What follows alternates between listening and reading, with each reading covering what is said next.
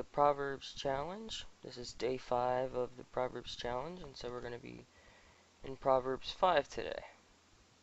And so this is talking about the peril of adultery. So let us look up what peril means. Just a quick Google search. Serious and immediate danger. So the danger of adultery. My son, pay attention to my wisdom. Lend your ear to my understanding, that you may preserve discretion, and your lips may keep knowledge. For the lips of an immoral woman drip honey. This means that immoral women will try to seduce you, just like in chapter 6 it's going to talk about how a seductress woman is going to try to seduce you with words, and then she's going to try to say, oh, this is good, but really it's going against God's word. It says her mouth is smoother than oil, but in the end she's bitter as wormwood, sharp as a two-edged sword. Her feet go down to death, her steps lay hold of... Lest you ponder her path of life, her ways are unstable, you do not know them. So this is whole saying that immoral women, they're very seductive. They're going to try to use their bodies and eyes and all that makeup to charm you into adultery. But if they're not a believer, if they're not walking right with the Lord, you can evangelize to them, but like dating to evangelize, you gotta just make sure that God is right with that verse. That's God's plan for your life. Because if that's your own plan, if you're just dating just to, when we get married, she'll get saved, or he'll get saved from being an atheist, or being, an immoral, nah, you gotta double check that. Therefore, hear me now, my children, and do not depart from the words of my mouth. Remove your way far from her. Her, before it was talking about wisdom being like a personification of a woman, but now it's actually talking about the seductress up here. So it says, remove your way far from her. Sorry about that. And do not go near the door of her house, lest you give the honor to others. And let your ears to the cruel one, lest aliens be filled with your wealth.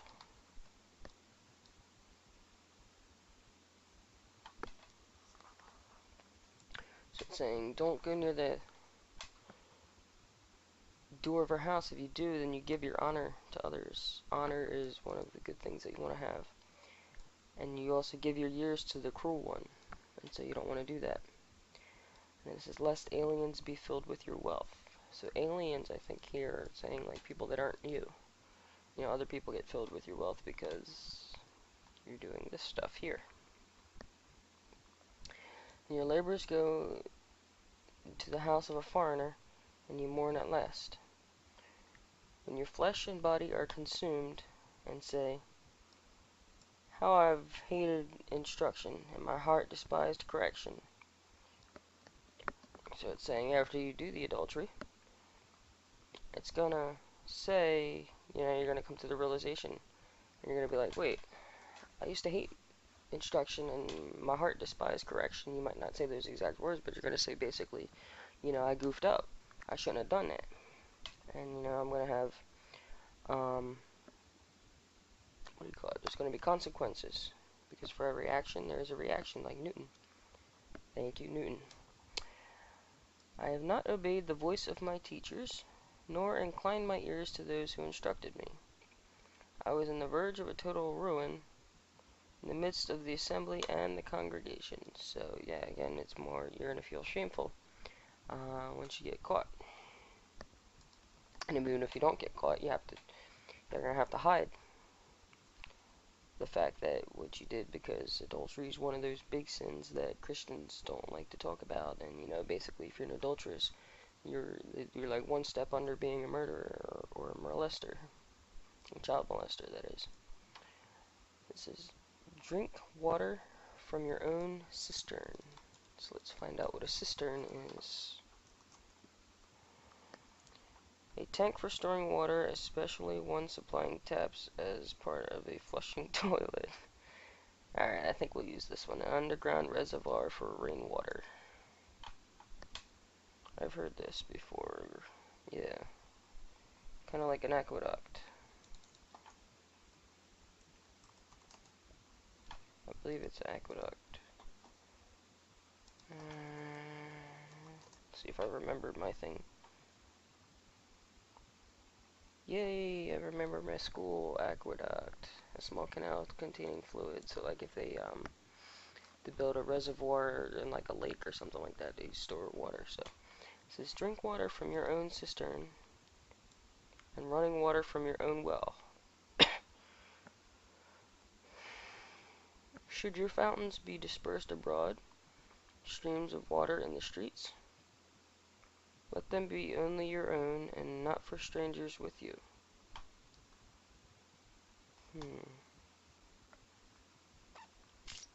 This is kind of weird because, like, later on it's good.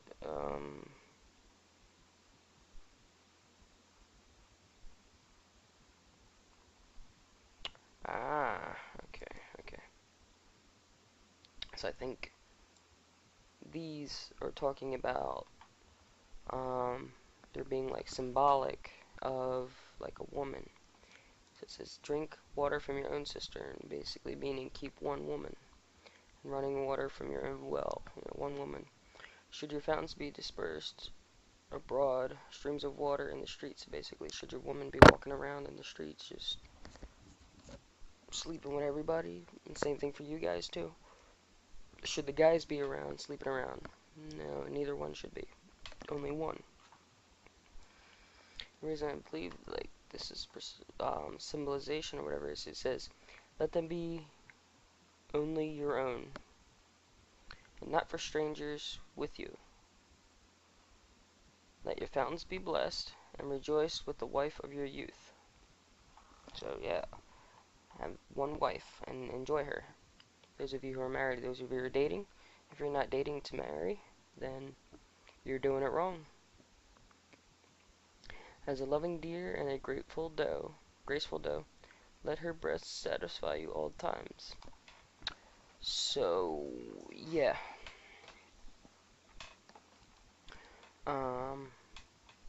That's pretty much self-explanatory there for that one.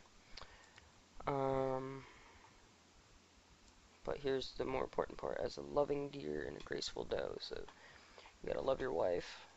Not just like this here. But you gotta love her for the person. And then you gotta be satisfied with her at all times. Not just for that part.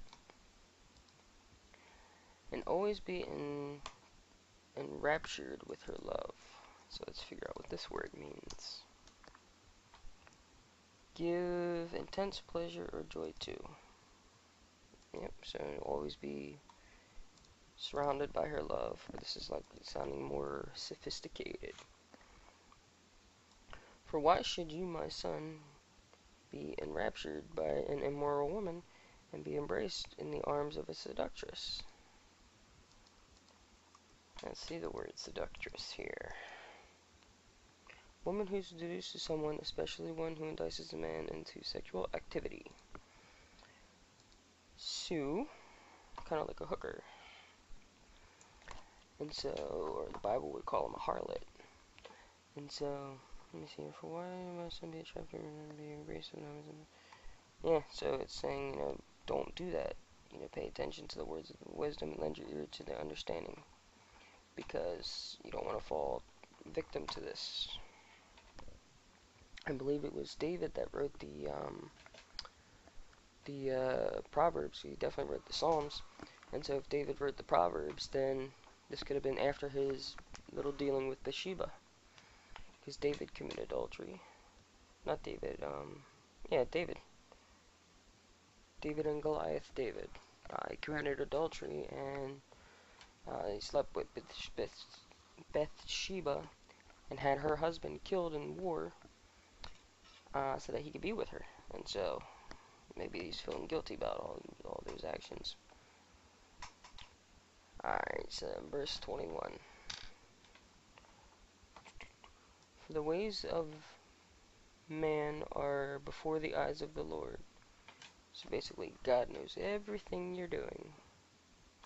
Just like Jonah. When Jonah was trying to run from God, away from Nineveh, God said, "Nah, you going to Nineveh, buddy." And he ponders all his path. So yeah, it's like we discussed a couple of days ago. You know, you think about what you do before you do it. Don't just act out of emotion or something like that. He got me mad, I have to retaliate. No, don't do that.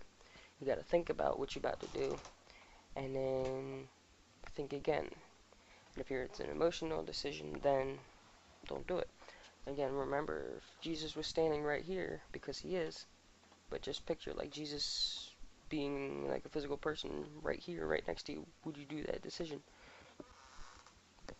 If your best friend or your favorite pastor or your favorite whomever was standing right there, would you do it?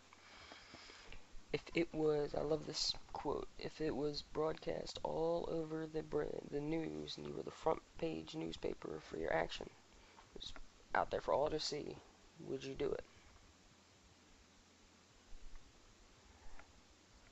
Food for thought. His own iniquities entrap the wicked man, and he is caught in the cords of his sin. So let's figure out what iniquities are. Immoral or grossly unlawful, or grossly unfair behavior. His own unfair behavior traps the wicked man, and he is caught in the cords of his sin.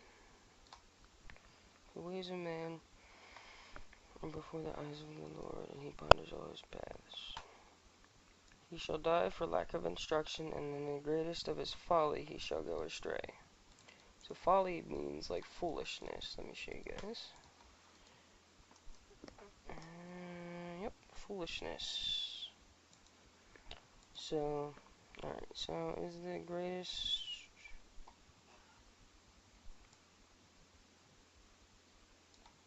Here it's talking about like the good man, but then it says, his own iniquities entrap the wicked man, and he is caught in the cords of his sin. And so, he is caught in the cords of his sin. So basically, your sin will catch up to you, no matter what. No matter how much you try to hide or anything like that, your sin will catch up to you. And then, yep, he will die for lack of instruction, in his greatest of his folly. And in the greatness of his folly, he shall go astray. So he's going to be so foolish that he's going to go astray from the straight and narrow path that God has set for him. And so this is the 5th chapter of Proverbs. And it's the New King James Version, NKJV. It's a little bit easier for me to read. And so I want you guys to be encouraged to keep strong in the faith. We have another, today's the 5th, so we're going to have another 26 days to go. And yeah, like I said, I made a mistake. I thought that there was only 30 days in the 30 chapters in Proverbs, but after doing some research, after I started the series, I found that there's 31 chapters in Proverbs, and so we're going to go through October 1st. And so, like, comment, subscribe, and let me know if this video has blessed your day. So, I'm going to issue a new challenge on this video. After watching this, I want you guys to challenge at least one new person every day. And so, last 5 days I've had Danny Vitola, Maya Vitola, Rachel Myers, Evan Towdy, and Joseph Caldwell. And so this week, I want to nominate Marshall Perkins. I hope I said your last name right. So that's Marshall. Alright, later.